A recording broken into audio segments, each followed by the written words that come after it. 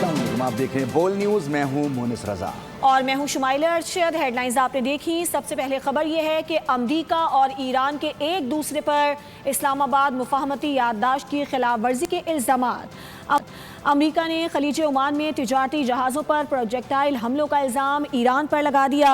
अमरीकी central command ने कहा है कि बहरी जहाज़ों पर हमलों का जवाब ईरान के मिसाइल और ड्रोन ज़ख़ीरों पर फ़ज़ाई हमले करके दिया। ईरान ने जज़ीरा सर्क पर अमरीकी फ़ज़ाई हमलों का नाकाम बनाने का दावा कर दिया।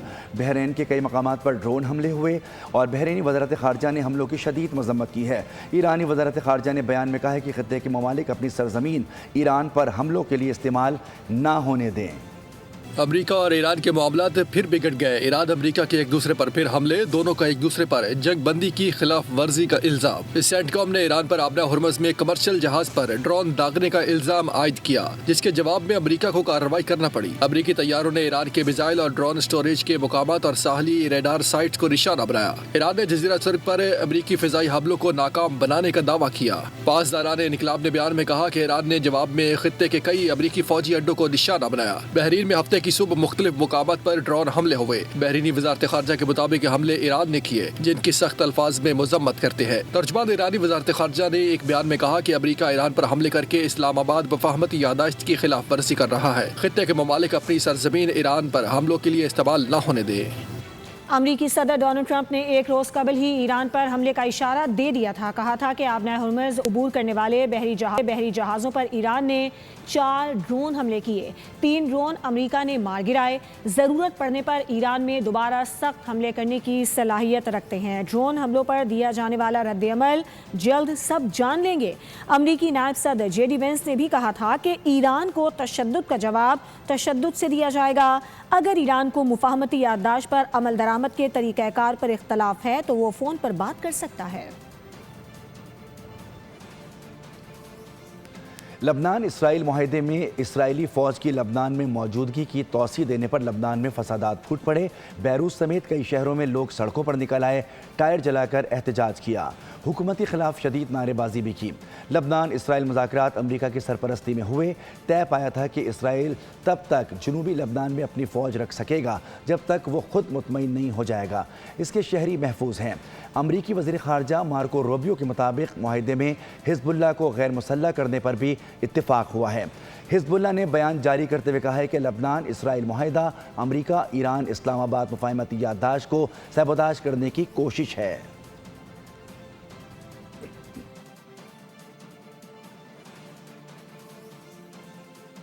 और अब गज़ा की बात करेंगे। इजराइल बाज ना आया, फ़लस्तीनियों पर जुल्म जबर जारी हैं। गज़ा सिटी पर हमले, मुतादिद अफराद ज़ख्मी हो गए। फ़लस्तीनी खबरसाई दार वफ़ा के मुताबिक गज़ा सिटी में एक इजरायली ड्रोन हमले में मुतादिद अफराद ज़ख्मी हुए।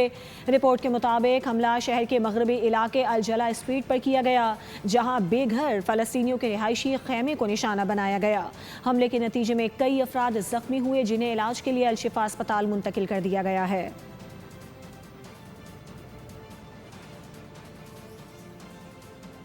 ईरान और मुत्तहदा अरब अमारात के दरमियान तजारत दोबारा शुरू हो गई। ईरानी खबरसां एजेंसी के मुताबिक दुबई की जबल अली बंदरगाह के करीब दोनों ममालिक के दरमियान तजारत का दोबारा से आगाज़ हो गया। ईरान ने मुत्तहदा अरब अमारात के लिए परवाज़ें भी बहाल करने का फैसला कर लिया। ईरान सिविल एविएशन का कहना है कि तेहरान से दुबई की परवाज़ें यकम जाएंगी।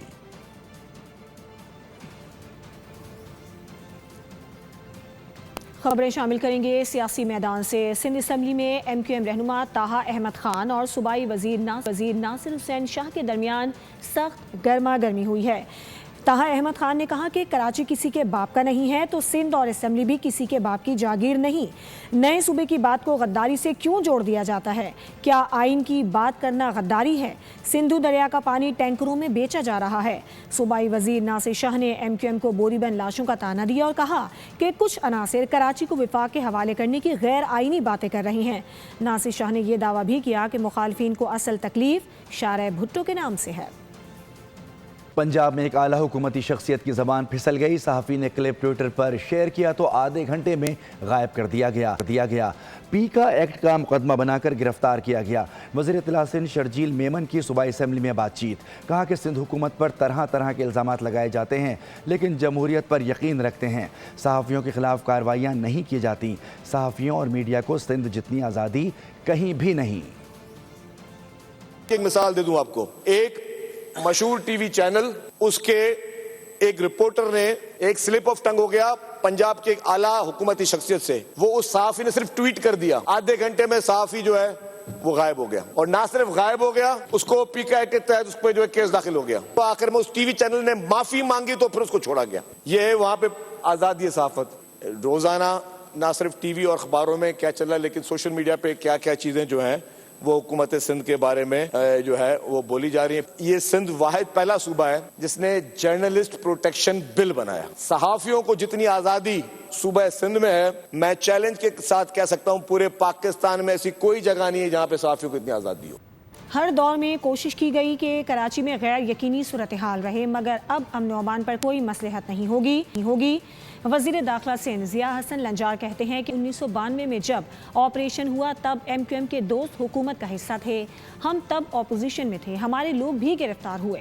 उन्होंने बताया कि कच्चे में 550 से ज़ायद डाकू हथियार डाल चुके हैं।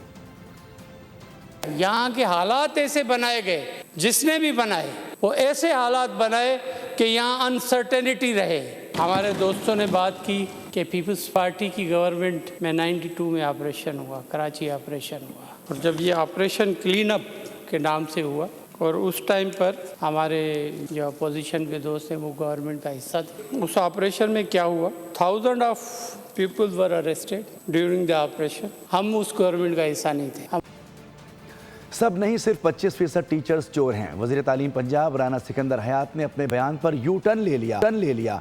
बोल से बातचीत करते हुए सिस्टम में खराबी के खिलाफ ऑपरेशन होगा।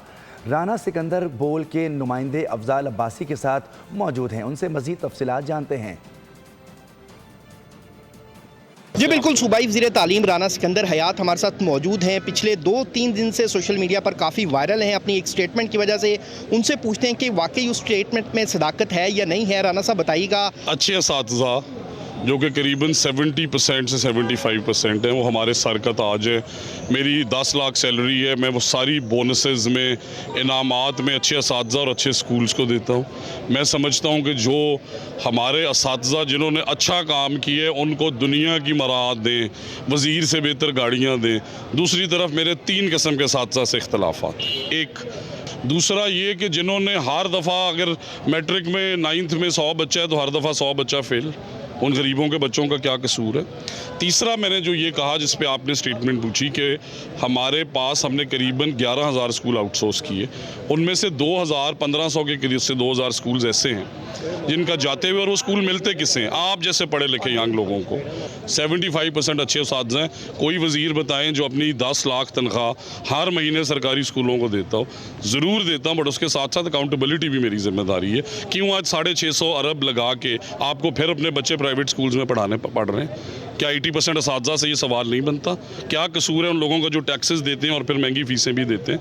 सो सिस्टम को इंजेक्शन बहुत लगा लिए, ऑपरेशन की ज़रूरत है, वो कर रहे हैं। जी बिल्कुल, सूबाई वज़ीर तालीम राना सिकंदर हयात का कहना है कि सिस्टम ऑपरेशन की ज़रूरत है और वो ऑपरेशन वो कर रहे हैं। और उनका कहना है कि मेरी हम नुमाइंदे अफजाल अब्बासी अपडेट कर रहे थे।